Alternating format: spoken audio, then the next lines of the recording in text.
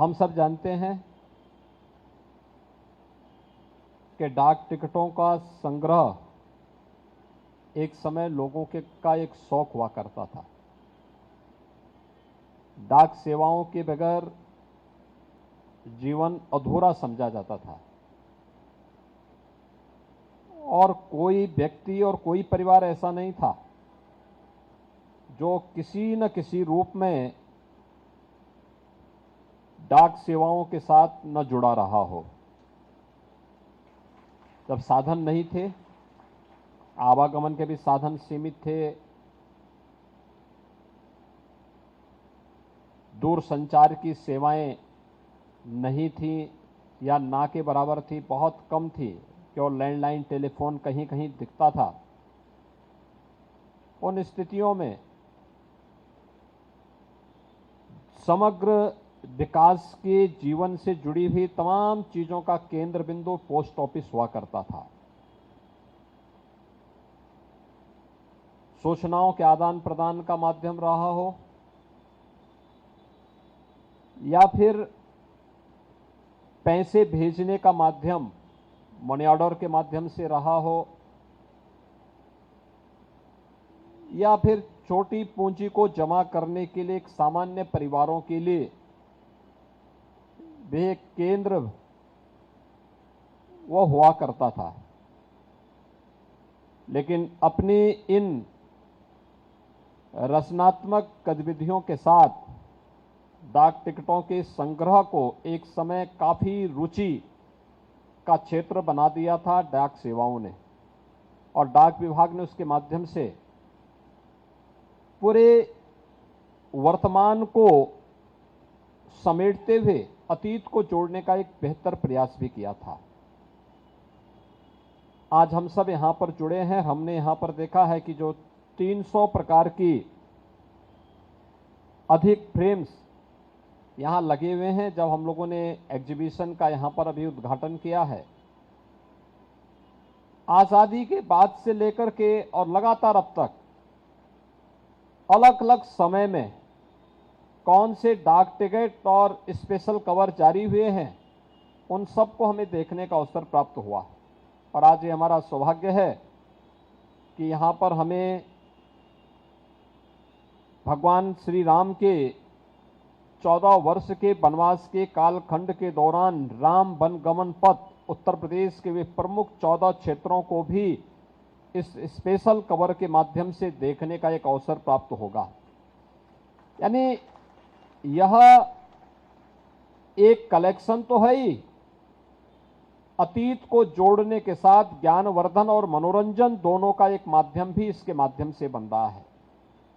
दूसरा, ये पुराना कलेक्शन है, वह उस समय की तकनीक के बारे में भी हमें नजदीक से जोड़ने का, और उस समय पैसे की क्या कीमत थी, इसके बारे में भी हम सबका ध्यान आकर्षित कर लेता है।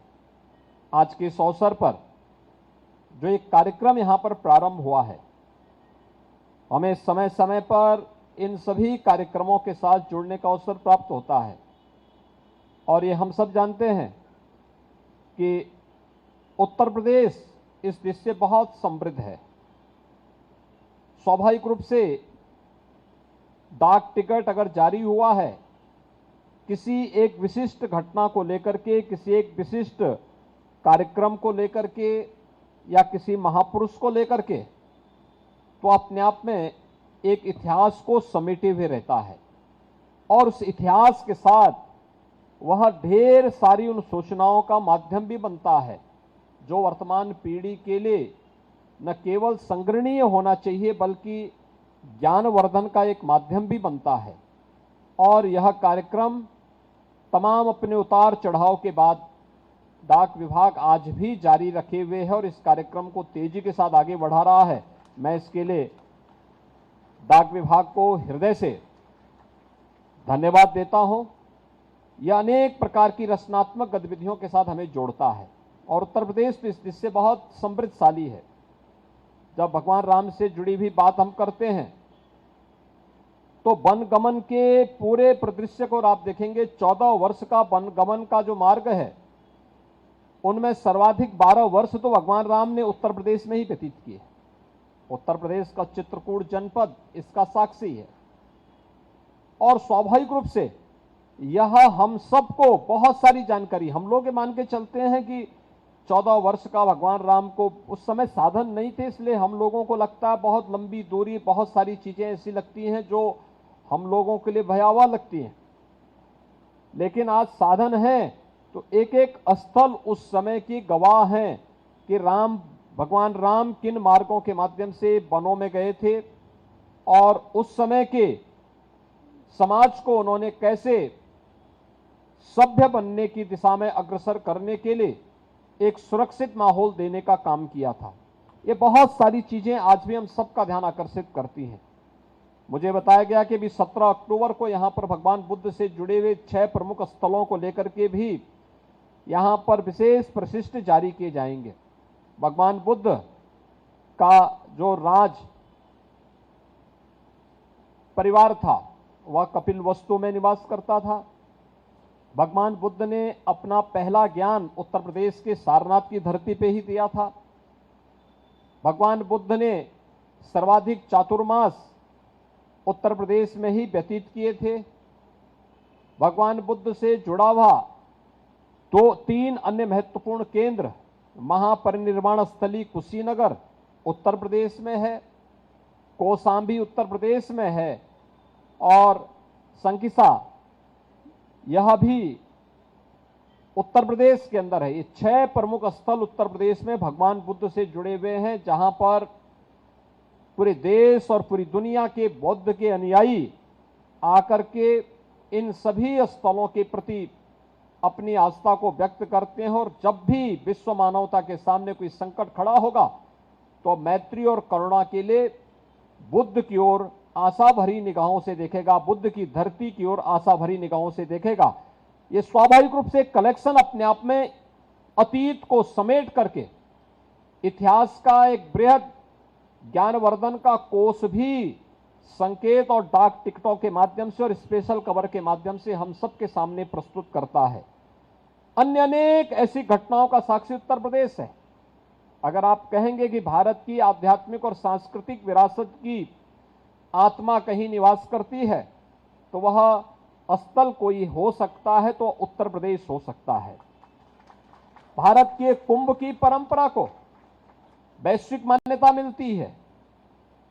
यूनेस्को से अमूर्त सांस्कृतिक मानवता की अमूर्त सांस्कृतिक धरोहर के रूप में मान्यता देता है। कुंभ से जुड़े हुए इन सभी स्थलों को लेकर के भी जब कुंभ की चर्चा होती है तो सब लोग प्रयागराज की ओर देखते हैं। देश के अंदर 4 प्रमुख स्थलों पर कुंभ के आयोजन होते हैं, लेकिन जब भी कोई इसकी बात की चर्चा करता है तो बरबस लोगों का ध्यान उस ओर जाता है। आजादी की लड़ाई की जब बात होती है, आजादी के अमृत महोत्सव वर्ष में हम वर्तमान में हैं, आजादी की लड़ाई में जब बात होती है तो हमारे सामने, देश के सामने 1857 के प्रथम स्वातंत्र समर से लेकर के और 1942 के भारत छोड़ो आंदोलन तक के वे सभी घटनाक्रम एक एक करके सामने आते हैं। कैसे उत्तर प्रदेश में ही जन्मे मंगल पांडे ने इस घटना 1922 में होती है, कैसे काकोरी की घटना घटित होती है और कैसे भारत छोड़ो आंदोलन के अंदर उत्तर प्रदेश के अलग अलग स्थानों को योगदान रहा है। सामान्य रूप से इतिहास की पुस्तकों में जब लोग देखते हैं तो वह कभी कभी बच्चों के लिए उबाऊ होता है, लेकिन अगर इस प्रकार के स्पेशल कवर और स्पेशल डाक टिकट के माध्यम से अगर हम लोग बच्चों को अवगत कराएंगे, उनके लिए कलेक्शन भी होगा और साथ साथ ज्ञानवर्धन भी हो सकता है। आज अन्य अनेक ऐसे घटनाओं का साक्षी है उत्तर प्रदेश के अंदर। उत्तर प्रदेश देश के अंदर इस मामले में बहुत समृद्धशाली है कि दुनिया की सबसे उर्वरा भूमि हमारे पास है और सबसे अच्छा जल संसाधन भी हमारे पास है। आप देख रहे होंगे धूप आई है, लेकिन उत्तर प्रदेश के लगभग 17 जिले ऐसे हैं जहां बाढ़ भी इस समय चल रही है। यानी पानी नहीं है, बारिश नहीं हो रही है, लेकिन बारिश का पानी, जो नदियों का पानी है, वह व्यापक क्षेत्र को इस समय बाढ़ की चपेट में भी लाए हुए है। यानी बड़ी अजीब सी स्थिति देखने को मिल रही है। उन स्थितियों में अगर इन सभी चीजों का संग्रह करके हम लोगों को भविष्य के प्रति भी जागरूक कर सकते हैं, मैं इसके लिए डाक विभाग को यूपीएलएक्स के इस आयोजन के लिए हृदय से धन्यवाद देता हूं और मैं विश्वास व्यक्त करता हूं कि उत्तर प्रदेश की जो सांस्कृतिक और आध्यात्मिक परंपरा है, ये देश के अंदर दुनिया के अंदर सबसे समृद्ध परंपरा है। इस परंपरा को इस प्रकार के डाक टिकट और स्पेशल कवर के माध्यम से संरक्षित किए जाने की आवश्यकता है, जिससे आने वाली पीढ़ी के लिए सहज और सरल तरीके से, क्योंकि जब हम लोग बहुत सिद्धांतों में पढ़ते हैं तो वह कठिन हो जाता है, लेकिन जब हम उसे ग्राफिक्स के माध्यम से प्रस्तुत करते हैं या कोई चित्र के माध्यम से उस समय की किसी एक घटना को ध्यान में रख करके जब हम लोगों का ध्यान आकर्षित करते हैं तो लोग आसानी से उसको समझ जाते हैं। और मुझे लगता है आसानी से समझाने का सबसे अच्छा माध्यम उस समय की किसी घटना को या किसी चित्र को ध्यान में रखकर या ग्राफिक के आधार पर हम उसको कर पाएंगे तो गागर में सागर का काम वो करने लग जाएगा। और ये सभी कार्यक्रम गागर में सागर कर भरने और इतिहास को समेट करके उसको संरक्षित करने का एक प्रयास हो सकता है। मैं इस पूरे कार्यक्रम के प्रति अपनी शुभकामनाएं देता हूं। धन्यवाद। जय हिंद। अनेक धन्यवाद। नमस्कार, मैं हूं मानक गुप्ता। अगर आपको हमारा ये वीडियो पसंद आया हो तो इसे लाइक और शेयर जरूर करें और हां, हमें सब्सक्राइब और फॉलो करना ना भूलें ताकि आप देश और दुनिया की कोई खबर मिस ना करें। तो जुड़े रहिए हमारे साथ और देखते रहिए न्यूज़ 24।